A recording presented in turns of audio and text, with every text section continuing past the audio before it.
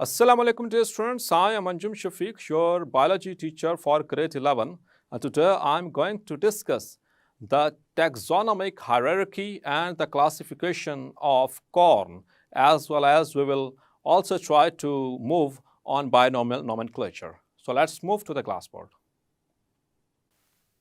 So dear students, the species, what is a species? We have defined it in the previous lecture that species is a group of similar organisms, a group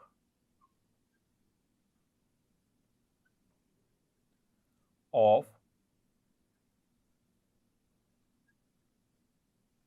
similar individuals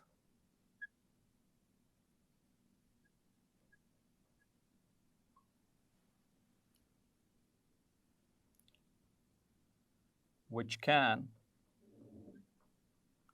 interbreed freely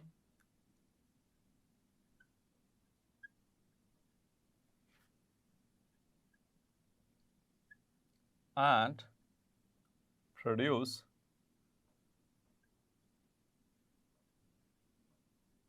fertile offsprings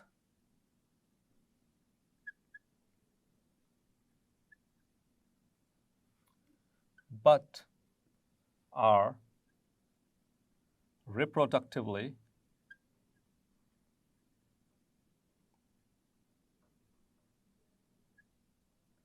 isolated from all other such groups in nature. Clear? So हमने ये भी बात की थी कि ऐसे organisms जिनके अंदर predominantly they reproduce by asexual reproduction, तो उनके अंदर ये सेक्सुअल रिप्रोडक्शन वाला क्राइटेरिया जो है उस पर फॉलो नहीं होगा. So dear students, every species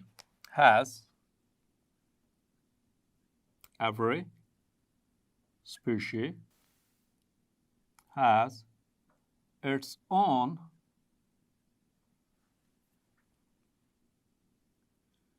behavioral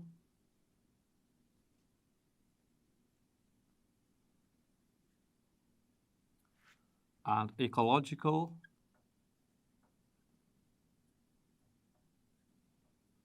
and structural characteristics.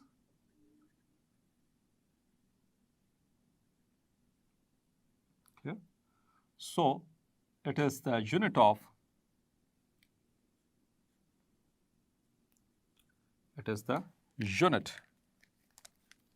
इकाई है ये, it is the unit of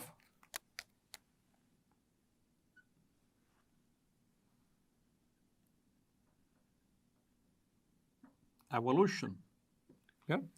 जहाँ तक एवोल्यूशन का कॉन्सेप्ट है उसके हवाले से ये एक बात लिखी गई है कि कोई भी स्पीशीज होती है वो पहचानी जाती है, उसके अपना एक डिस्टिंक्ट बिहेवियरल, इकोलॉजिकल और स्ट्रक्चरल कैरेक्टरिस्टिक्स होते हैं और उसके it acts as a unit of evolution और एवोल्यूशनरी यूनिट है, ये बेसिक यूनिट है.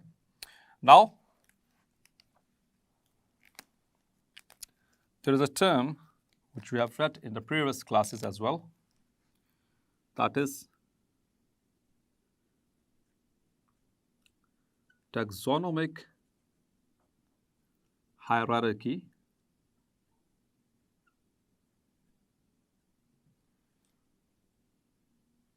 तो जब हम ऑर्गेनिजम्स को क्लासिफाई करते हैं तो बेसिकली हमारा टॉपिक पे यही चल रहा था, classification, why there is need of classification and how to classify. So the organisms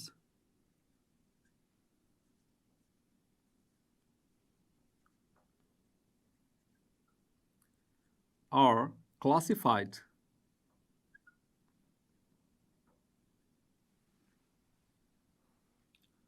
into groups and subgroups, especially on the basis of similarities.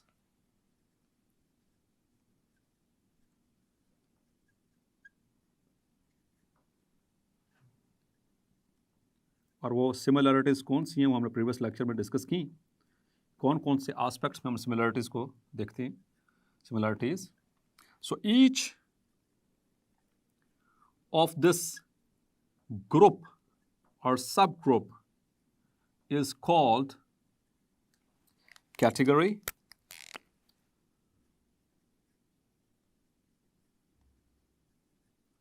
और taxon. उसमें हर ग्रुप को या तो कैटेगरी का नाम दिया जाता है या उसको टैक्सॉन का. So these groups or these taxon or these categories, taxa, it is a plural of taxon, clear? That these taxa or categories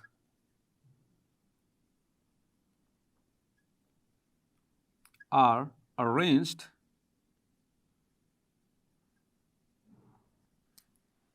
in a ladder pattern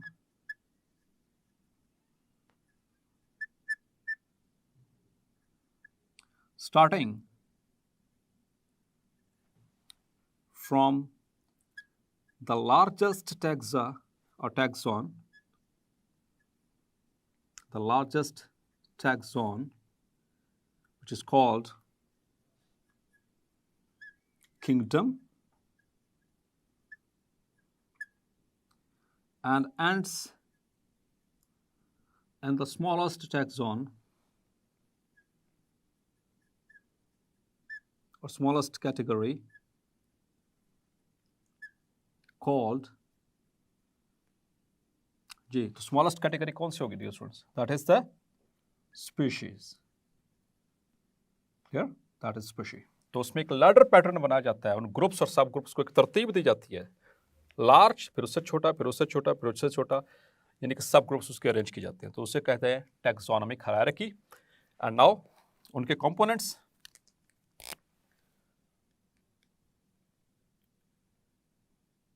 The components of a taxonomic hierarchy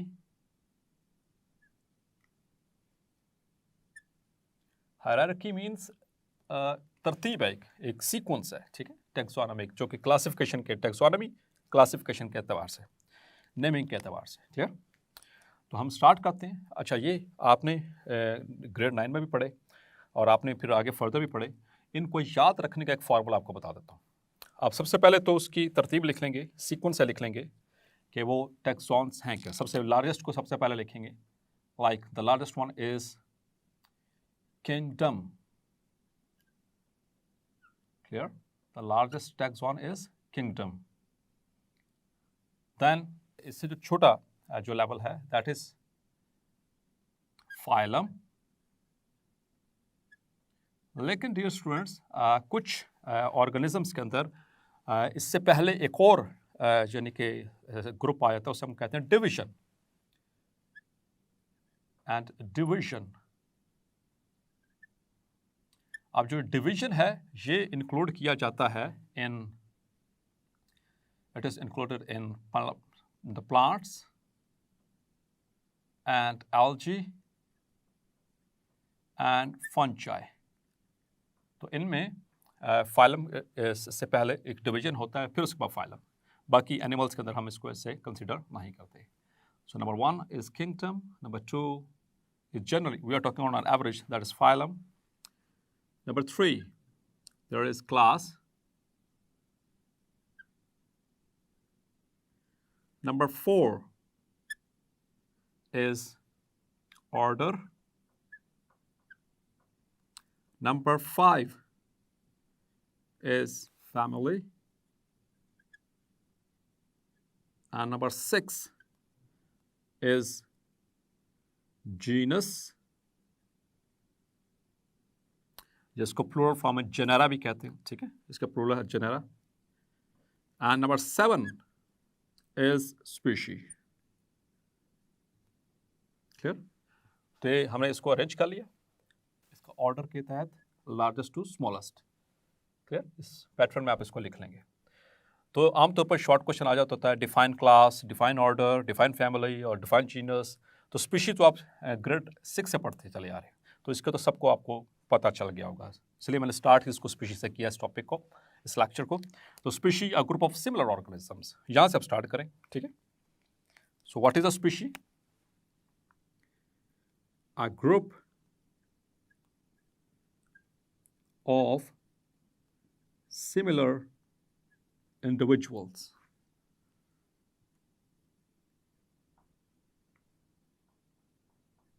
Clear? That is called as. अब बाकी सब जितनी भी ये हमने इसके steps लिखे हैं, जितनी भी कैटेगरीज हैं, इन सब के साथ एक 3 वर्ड्स कॉमन लिख लें सबके साथ।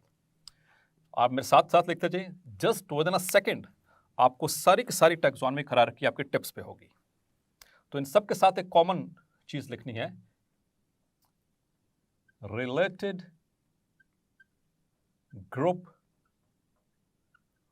ऑफ। ये 3 वर्ड्स है, रिलेटेड ग्रुप ऑफ, सबके सामने लिखेंगे, फाइलम के सामने भी, आ रिलेटेड ग्रुप ऑफ, इस तरह क्लास के सामने भी related group of, then order related group of, then family related group of, then genus related group of। सबके साथ एक जैसा लिख लिए और just with in a second आप इसको समझ लेंगे। और 2 नंबर की डेफिनेशन ये पूछी जा सकती है आपसे बोर्ड एग्जाम्स में विद एग्जांपल, तो आप उसको कोट कर देंगे। ठीक है? तो करना क्या डियर स्टूडेंट्स, स्पीशी की डेफिनेशन आप ग्रेड 7 में पढ़ी, 6 में पढ़ी, 8 में पढ़ी, 9 में पढ़ी, 10th में पढ़ी, या फर्स्ट ईयर में पढ़ रहे। ये दूसरा लेक्चर है, इसमें मैंने इसको रिवाइज करवाया स्पीशी को, इससे पहले भी बात हो चुकी है इसके हवाले से। तो ये तो सबको आपको टिप्स पे होगी, ग्रुप ऑफ सिमिलर इंडिविजुअल, ये तो आपने लिख दिया। क्लियर? अब हम क्या करेंगे, हम नीचे से स्टार्ट करेंगे। Clear? Are related group of, तो जीनस, इससे पीछे वाले को इसमें पुट करते चले जाएंगे, इससे जो प्रीवियस टैग्स आता है इसको में पुट करेंगे। जैसे कि जीनस क्या है, a related group of species, इससे पीछे क्या था, स्पीशीज। एक, दो या दो से एक या दो से ज्यादा स्पीशीज एक जैसे होंगे तो उनको हम इसको किस कैटेगरी में, उसको क्या नेम देते हैं, जीनस या जेनेरा। ठीक है? और फिर इसी तरह से रिलेटेड फैमिली क्या होगी, रिलेटेड ग्रुप ऑफ, उससे प्रीवियस पे आएंगे genera, genera it's the plural of genus. इसी तरह से अब ऑर्डर पे आएंगे तो उससे प्रीवियस क्या, family, the related group of families is called the order. अब आते क्लास के ऊपर, the related group of order is called class. अब क्लास पे, फाइलम पे, a related group of class is called phylum, and a related group of phyla is called kingdom। Clear? तो just a second, आपने ये सारा कुछ याद हो गया, टिप्स पे हो गया। तो जस्ट ये तीन कॉमन वर्ड्स, उसके बाद इसके अंदर इससे पीछे वाला, इसके अंदर इससे पीछे वाला, इसके अंदर उससे पीछे वाला, इसके अंदर उससे पीछे वाला, उसके बस उनके नाम डालते चले जाएंगे। और लेकिन इनकी तरतीब याद रखनी है। सबसे लार्जेस्ट तो आपको पता है किंगडम होता है, उसके बाद PCOFGS, PCOFGS, इसको याद रखने के लिए, इसके तरतीब याद रखने के लिए। Clear? So PCO and FGS, सो ये तरतीब आपने याद रखनी है, इसी ऑर्डर में लिखेंगे। इसी तरह से इसी चीज को मजीद क्लैरिफाई करने के लिए बुक के अंदर टैक्सोनॉमिक हायरार्की का जिक्र हुआ है कॉर्न का। ठीक है? कॉर्न। क्लियर? तो dear students, corn, its kingdom is plantae, kingdom plantae। then its division, अगर हम, क्योंकि प्लांट्स में मैंने आपको बताया कि किंगडम के बाद कौन सी आएगी, डिवीजन। प्लांट्स, आल्जी और फंजाई के अंदर ऐसा होता है। सो डिवीजन जो है उसको मैं ब्रैकेट में लिख देता हूं, और फिर पहले फाइलम। फाइलम इज एंथोफाइटा, एंथोफाइटा, फाइटा, और जिस तरह इधर मैंने डिवीजन ब्रैकेट में लिखा है तो यहां पर भी ब्रैकेट के अंदर क्या लिखूंगा, इसकी डिवीजन, दैट इज ट्रैकियोफाइटा। ट्रैकियोफाइटा इंशाल्लाह in chapter number 9 kingdom plant है, उसके अंदर हम पढ़ेंगे कि प्लांट्स की दो मेजर डिवीजन्स हैं। डिवीजन दो ही है प्लांट्स में, vascular and non vascular plants. Vascular plants उन्हें कहते हैं जिनके अंदर कंडक्टिंग टिश्यूज मौजूद है, यानी कि जाइलम और फ्लोएम मौजूद है, और नॉन वेस्कुलर उन्हें कहते हैं जिनके अंदर जाइलम और फ्लोएम नहीं होता। So they are called as bryophytes, और जिनके अंदर कंडक्टिंग टिश्यू मौजूद है उनको हम कहते हैं tracheophytes. So it belongs to division Tracheophyta, and the phylum is Anthophyta. Now its class. Class is Angiospermy. Angiospermy. Angiosperms. So Tracheophytes के आगे different classes हैं, तो उसमें एक आगे class आती है Angiospermy, flowering plants or enclosed seeded plants. They are a flowering plant. Then the order is Poales. The order is Poales, and its family is Poaceae, and its genus is Z, and the species is maize. Clear? That is the classification of the corn. ये आपसे short question में 2 number के 2 number में पूछी जा सकती है। Write down the taxonomic hierarchy और scientific composition of the corn. Clear? और जी मेज, इसको कॉर्न भी कहते हैं, इसको scientifically it is called as Zea mays. Clear? So dear students, एक और चीज़ यहाँ पर याद रखनी है कि अब यहाँ पर जब हमने इन कंपोनेंट्स को एनोबरेट्स किया तो जो लोअर लेवल पे मौजूद हैं स्पीशी और जीनस, जैसे आपस में करीब करीब हैं, जीनस और फैमिली ये आपस में करीब करीब हैं, इनके अंदर ज़्यादा सिमिलरिटीज मौजूद होंगी as compare to the higher orders. मतलब अगर स्पीशी और मैं फाइलम में सिमिलरिटीज ढूंढने की कोशिश करूंगा तो मुश्किल वो देयर विल बी प्रॉब्लम, वो मुश्किल हो जाएगा ढूंढना। ठीक है, तो वो ज़्यादा सिमिलरिटीज किस में पाई जाएंगी जो लोअर ऑर्डर होंगे, लोअर ऑर्डर टैक्सॉन्स या लोअर ऑर्डर कैटेगरीज होंगी, उनके अंदर ये पाए जाएंगे। क्लियर? इसी तरह से डियर स्टूडेंट्स याद रखना है एक और चीज़ related to this topic that कि जो ऑर्डर्स हैं, ये जो उनसे ऑर्डर्स बनाए गए शुरू में बेसिकली इसमें लिनियस, कैरोलस लिनियस उसका काफ़ी रोल रहा। उसने काफ़ी ज़्यादा ये, इनको रैंक्स भी कहा जाता है, they are also called as ranks.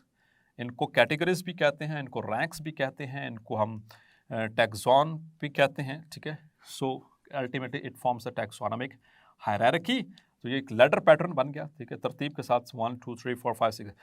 अगर आपसे पूछा जाए, आपसे MCQs में पूछा जा सकता है कि इसमें ऑर्डर, आपने क्वेश्चन के ऊपर फोकस करना है। मैंने कुछ स्टूडेंट्स को ऐसा देखा, क्वेश्चन था कि which one of the following taxonomic hierarchy is in correct order, लेकिन उसमें ऑर्डर क्या उन्होंने पूछा था, starting from the smallest to the largest.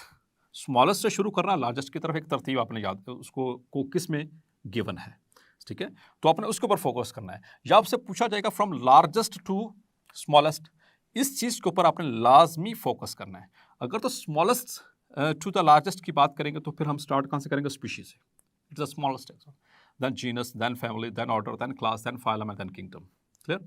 और जब अगर पूछा जाए लार्जेस्ट टू स्मॉलेस्ट तो फिर हम स्मॉलर की तरफ, लार्जेस्ट क्या है, किंगडम, किंगडम के बाद phylum, then class, then order, then family, genus and species. तो इस तरह से फिर हम उसमें मूव करेंगे। ये इसमें MCQ पॉइंट ऑफ व्यू से एक अहम चीज़ थी जो मेरे माइंड में थी, जो आपसे शेयर करना चाह रहा था कि अगर आपसे इस तरह से MCQ पूछा जाए तो आपने उस क्वेश्चन को डिटेल के साथ पढ़ना है, उसको कम्प्लीटली 1 या 2 दफ़ा उसको अच्छे तरीके से पढ़ के ये नोट करना है कि उसमें ऑर्डर क्या पूछा गया है। ठीक है, नहीं तो आप ऐसे ही वो सिली मिस्टेक कर जाएंगे। और आमतौर पर बच्चे क्या समझते हैं, किंगडम से स्टार्ट करना है, वो तो है ही, ठीक है, दैट इज लार्जेस्ट, लेकिन समटाइम्स वो स्मॉलेस्ट टू लार्जेस्ट पूछ रहे होते हैं। ठीक है, तो आपने इस चीज़ पे ज़्यादा अपना फोकस रखना है। Clear? Next dear students, there is nomenclature, binomial nomenclature, the next very important topic। उसको डिफाइन कर लेते हैं, फिर आगे कंटिन्यू भी करेंगे इसको। Binomial nomenclature.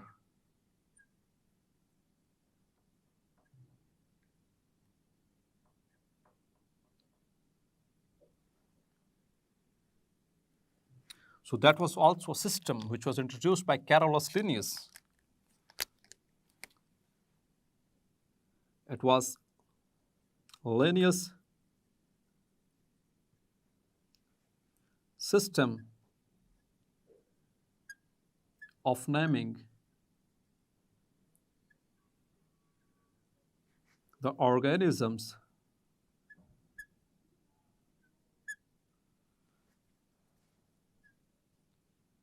into two words.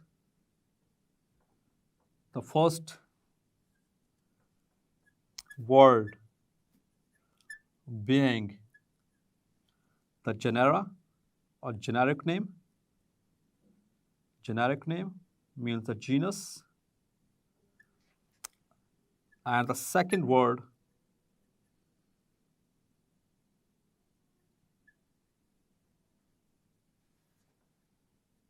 being the species name. Clear? तो इसने इंट्रोड्यूस करवाया था bi nomenclature. Bi means two, nomial means naming, and nomenclature means naming system. एक ऐसा सिस्टम जिसमें हर ऑर्गेनिज्म को दो दो नाम दिए जाते हैं, और आमतौर पर ये दो नाम उठाए कहाँ से जाते हैं? टेक्सोनोमिक हायरार्की के last two parts, the genus and the species. The first word is genus, the second one is species as it is related to this taxonomic hierarchy. So इस वजह से इसको मैंने यहाँ पर डिफाइन कर दिया ताकि आपके ये चीज़ जहन में रहे. तो जितने भी ऑर्गेनिजम्स हैं उनको मोस्ट ऑफ द टाइम इनके अंदर क्लासीफाई किया जाता है इसके एतबार से. Now what are the rules, what are its specs? तो इसके कुछ रूल्स हैं बायनॉमिनल नोमेनक्लेचर के. द रूल्स आर, जो आपने ग्रेड 9 में भी पढ़े थे, that the first alphabet of generic name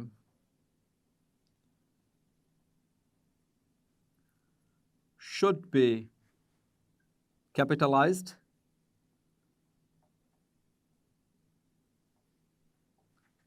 and all other alphabets, including the species name,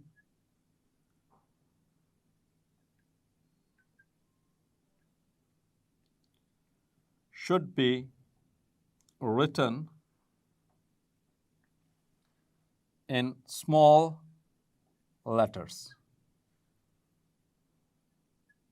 Clear? और small alphabets में हम उसको लिखेंगे. Number 2, if printed, scientific name को अगर आप प्रिंट करेंगे, if printed, it should be italicized. मतलब कि आप उसको लिखेंगे इटैलिक्स में. आपने देखा होगा वर्ड के ऊपर एक ऐसी टेढ़ी सी राइटिंग आ रही होती है जिसमें वो तीन इस तरह से होते हैं, बोल्ड, इस तरह से फिर आई एंड यू. अगर आप यूज़ करते हैं PC, so B stands for bold, I for italics and U for underline. तो उसमें अगर आप प्रिंट कर रहे हैं इसको नेम को, तो इसको इटैलाइज करना चाहिए या उसको इटैलिक्स में लिखना चाहिए. ठीक है, आप इसको इटैलिक्स में लिखेंगे. But if it is handwritten, if it is handwritten, it should be underlined. आप जैसे मर्जी फॉन्ट में लिखें, जिस मर्जी स्टाइल में लिखें. अगर आप हाथ से लिखें जैसे मैं लिख रहा हूँ, तो आपने देखा यहाँ पे, आपने नोट किया Zea mays, it is scientific name, botanical name of corn, तो मैंने इसको अंडरलाइन किया है. तो जब भी हम लिखते हैं तो उसको अंडरलाइन करना पड़ेगा. ठीक है.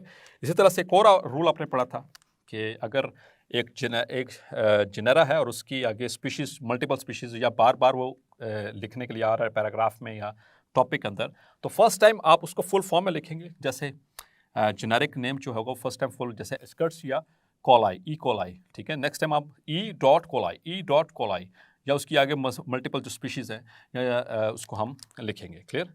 So that was another rule. और यहाँ पर एक और चीज़, इंग्लिश का एक रूल है, ठीक है, ये एक ग्रामर का रूल है कि जब भी कभी कोई प्रॉपर नाउन आए, किसी भी चीज़ का नाम आए, जैसे कि मेरा नाम है, तो अगर आएगा तो वो जहाँ मर्जी स्टार्ट हो, चाहे वो शुरू में, चाहे एंड में, चाहे वो मिडल में, कहीं पे भी आएगा तो उसका फर्स्ट लेटर कैपिटलाइज होगा। लेकिन but in case of this binomial nomenclature, even the second name यानी कि जो स्पीशी नेम वो प्रॉपर नाउन ही क्यों ना हो, उसका सारे लेटर्स वो स्मॉल होंगे। इससे ये चीज़ आपने जहन में ज़रूर रखनी है। सो डियर स्टूडेंट्स, होपफुली आज का लेक्चर भी आपको क्लैरिफाई हो गया होगा। मिलते हैं नेक्स्ट लेक्चर में और डिस्कस करेंगे बायनॉमियल नोमेनक्लेचर को, उसके रिमेनिंग पोर्शन को। तब तक अपना ख्याल रखिएगा। अल्लाह हाफिज़।